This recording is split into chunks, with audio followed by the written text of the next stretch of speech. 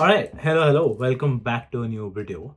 Um, I've been getting a lot of questions, a lot of comments around people coming to Australia, Adelaide, Melbourne, Sydney, Perth in this July, next February, or even are in their class 11th and 12th and are wanting to move abroad. So, really, a big thank you for trusting me with that opportunity, for trusting me to give you that sort of information. Where are they reaching out? Either on Instagram or LinkedIn. So I'm available on both. Yeah, just reach out. I'll probably send you voice notes to answer your questions and help you out with whatever questions you may have. Secondly, a lot of those questions are around accommodation, around student accommodations, which one to choose. Also, people expressing that they don't have the budget for student accommodation. So what do they do then? Which brings me to this video. Before I tell you about all about this video, a lot of you haven't subscribed till now. Trust me, each and every subscribe, it goes a long way, motivates me a lot in making more and more videos for you. But yeah, without further ado, let's get into this video, which is around private rentals, how to get private rentals, which one is best for you as a new student or as someone who has been living in Australia for a longer time than you may have been. So let's get into the video. All right, before we get into the main topic, which is how to get private rentals, let's talk about student accommodations versus private rentals.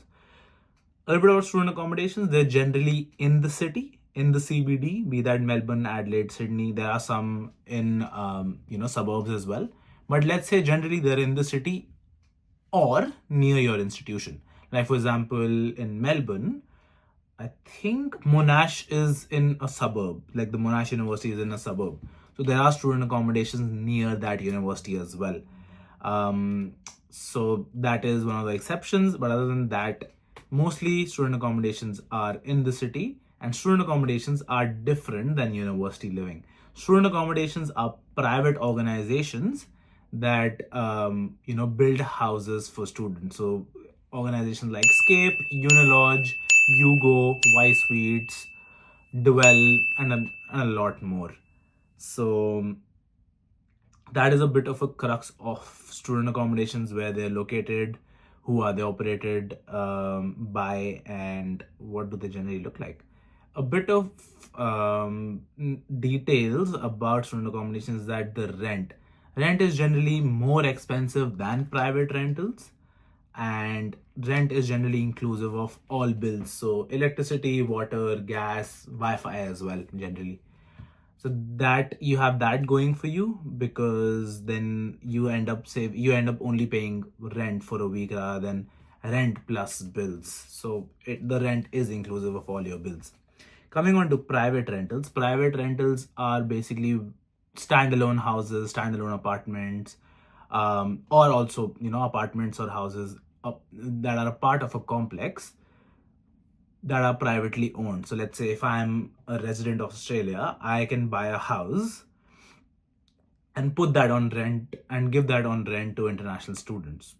I'm the landlord, international students are tenants, and they treat it as private rentals. So let's say 2, 3, 4 people living together, depending on the number of rooms that are in the house, and they pay rent to me as landlord. These private rentals are generally exclusive of bills, so you'll have to pay bills separately, be that gas, water, electricity, whatever you're using, depending on how much you use it. Unfortunately, in majority of the private rentals here, there's only one meter reading that comes. So generally, whatever the bill is distributed or is paid, divided by 4, 3, 2, however many number of people are there. For me, I'm living with 3 of my other friends, and whatever the bill amounts up to after 1 month, 2 month, 3 month, we just divide by 4 and pay. There might be a case where somebody else is using more of the electricity, more of the air conditioner, more of water, but there's no way for you to track how much one person is using. Those are the general norms for private rentals. Student accommodation, generally you can just go and book on the website. So there's a Scape website, Unilodge website, and all the other providers that I mentioned, they have their own websites. You put in an inquiry, or you can book a room straight away depending on which room you're after. There's not a lot of application process.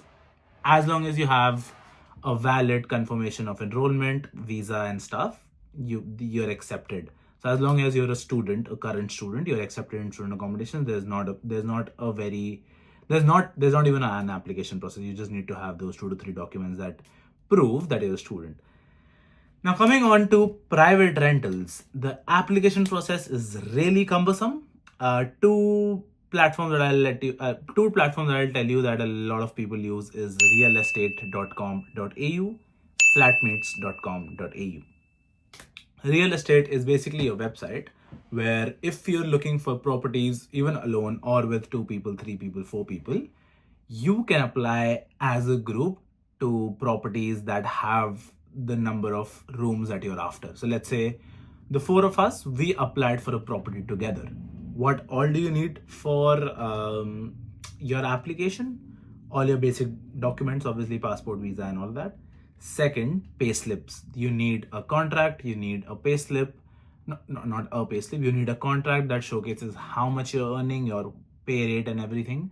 And then your pay slips, which basically gives the landlord a general outline of how much you're earning every week, which then proves to them that you will be able to pay the bill, the rent, and you'll not, falter.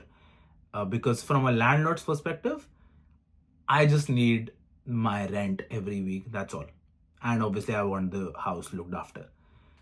Coming on to the house looked after, another thing that you need are references. So references from places that you've lived at before, references from your employer, your manager, and just general personality references to see if you're, a person who will look after their house, who will not break things, and is generally a responsible person. Coming on to the next one, I talked about references from places that you've lived at before. That is called rental history. So it is advantages to have rental history. It is advantages that you live at places before getting a house. And by getting a house, I mean getting a house for rent, not for buying. So that is what the general application process looks like. And why is it cumbersome? Is because generally the general norm is that a lot of landlords do not like to rent their properties out to international students or immigrants because they're literally unaware of what the visa situation looks like. They're unaware that everyone will get a post-study work visa. That is for certain. But the fact is that they don't know about it. They don't know what the visa process looks like. They don't know the probability of you getting a post-study work visa is almost 100%. And yeah, it's just a trust factor that comes in. To be honest, that is improving a lot. Nowadays, I see a lot of students getting private rentals. Almost, if I say it has, improved tenfolds. But generally as well, I've also heard of some minority instances where people have been looking for houses for a long time, but haven't gotten them because they don't have pay slips or any employment history. Which brings me to the main part of the topic. What do I recommend? Student accommodations versus private rentals. I recommend for new students to choose a student accommodation or university living at the start, be that for 6 months, be that for 12 months. Yes, it'll be a little heavy on your pocket, but it will give you the opportunity to know Australia as a country. Second, it'll give you the opportunity to make more new friends. Third, it will give you the opportunity to live near your institution, in the city, which will then open you up to more opportunities when it comes to work and also make your commute easy and convenient. Why I say that is sometimes people don't treat moving countries as serious as it should be. Sometimes they think that, oh, I'll be able to handle it. But when they come here, there's a big shock that they get. So to save yourself from that shock, I would suggest you to go for student accommodation or university living for the first 6-12 months, make friends, learn Australia as a country, be in the city, so you don't have to travel by public transport. And once you spend a considerable amount of time, once you make good friends, move out to private rentals with those friends with your with your rental history, with your pay slips, and all the documents that you will need with references. That is what I did. I lived in Scape for 1.5 years. My plan was only to live for a year, but I increased my contract there because I got a job there as a student ambassador as well. So I was earning, and I was living with friends. And it worked out that we moved out, four people moved out together, applied for properties together, got a property really easily because, again, we had the references, we had the rental history, we had the pay slips.